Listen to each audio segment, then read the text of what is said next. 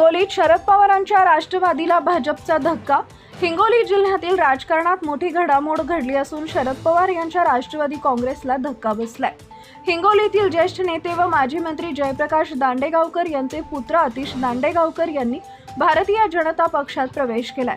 रवींद्र चव्हाण यांच्या उपस्थितीत नवी मुंबई इथं झालेल्या कार्यक्रमात आतिश दांडेगावकर यांनी भाजपमध्ये अधिकृत प्रवेश केला। आतिश दांडेगावकर यांच्या प्रवेशामुळे हिंगोली जिल्ह्यात भाजपची ताकद वाढण्याची शक्यता व्यक्त केली जाते। स्थानिक पातळीवर दांडेगावकर कुटुंबाचा प्रभाव लक्षात घेता या प्रवेशाचे राजकीय परिणाम होण्याची चर्चा रंगली आहे।